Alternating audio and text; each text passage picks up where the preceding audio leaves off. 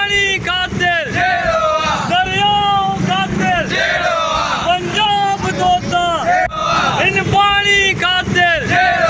दरियाओं। समारोह में जिसकम जिला चीफ ऑर्गेनाइजर मोहम्मद रमजान खासकेली की अगवानी में शाह लतीफ चौक का नेशनल प्रेस क्लब समारोह ताईं एहतजाजी रैली कढी वई।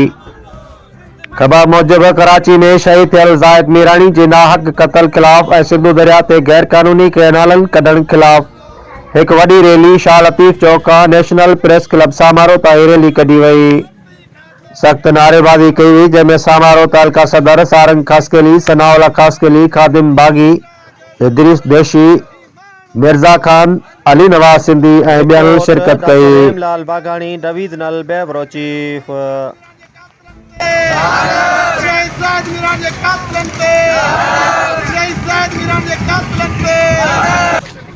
सजण इंसानी के अणासी विसरे हेफ़्तनी गयो जिन वतन विसारियो मुंहिंजा मानला साथी भाइरो मुंहिंजा धरती जा लाली पुटो जीअं सिंधु देश जीअं रहबर आदम साईं जीएम सैयद जीअं शहीद सिंधु देश मोहतरम बशीर खान कुरैशी जी इनकलाबी जदोजहद जिन तव्हां दोस्तनि खे ख़बर आहे ख़ासि तौर ते सिंध अमण खे मक़तलगाह बणायो आहे ऐं असांजो पंहिंजो शहर कराची आहे उते असांजी धरती जा माण्हू मज़दूरी लाइ वञनि था त उन्हनि खे कंहिं बहाने ते धारीनि था क़तल कयो वञे थो त जी हू मज़दूरी न करे वापसि भॼी वञनि छो त हाणे ख़ासि तौर ते रियासती दलाल इन बोखलाहट जो शिकार आहिनि त कराचीअ में जेको सिंधी माण्हू जेको उन्हनि जो पंहिंजो शहर हो उन्हनि बाक़ाइदा उनजी पंहिंजी मालिकी करणु शुरू करे छॾी आहे ऐं कराचीअ में हाणे सिंधियुनि जो जेको वधंदड़ अघु ॾिसी करे रियासत ऐं उनजा वाठा जेके आहिनि उहे परेशान आहिनि उनजे करे हू ख़ासि तौर ते ज़ाहिरनि माण्हुनि सां सिंधी माण्हुनि जो क़तलेआम कराइनि था त जीअं सिंधी माण्हू हिते मज़दूरी न करे सघनि हिते कराची में न रही सघनि ऐं वापसि मोती वञनि पंहिंजे वतन ते ऐं उन लाइ असां हीउ जेको एहतजाज कयो आहे त असां जेको शहीद ज़ाहिद मीरानी ते नौजवान जेको इश्तहार लॻाइनि था उनखे धारियुनि माण्हुनि सां शहीद करायो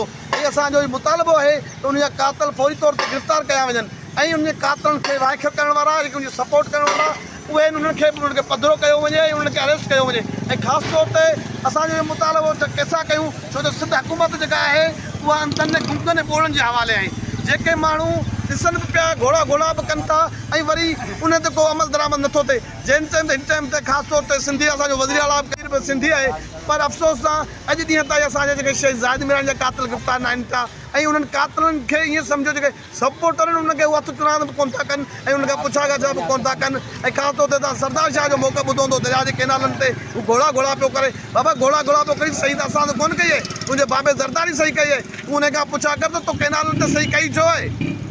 जॾहिं त तव्हां पाण चओ था जे असांजी हिन टाइम ते चेत में 60 लख बनी आबाद आहे उहा पोइ जॾहिं कैनाल बाक़ाइदे वेहण खां पोइ असांजी जेका बनी ईअं सम्झो गुडू भरिया तंग थी वेंदो पर उन लाइ असां त घोड़ा कयूं पिया जेके सिंध जा वारिस आहियूं सिंधी हक़ीक़ी असल वारिस आहियूं असां त पंहिंजो मैदान अमल में आहियूं ऐं असांजी धरती ख़ातिर पंहिंजे रत जो आख़िरी फुड़ो बि ॾियण लाइ तयारु आहियूं ऐं इन जे लाइ असां ख़ासि तौर ते चऊं था इन कैनालनि जी बाक़ाइदे मुखालफ़त कयूं था जेके सिंधु दरिया ते जेके कैनाल आहिनि इहे फौरी तौर ते रद्द कया वञनि ऐं ॿी सूरत में न त असां सिंधी क़ौम जेका एहतजाज जी सूरत में तव्हां हींअर असांखे को वाहण वस्त्र में ॾिठो पिया ऐं असां जॾहिं पंजाब जी निड़ीअ ते लत रखीसीं त पोइ सॼी रियासत परेशान हूंदी। पंजाब दोस्ता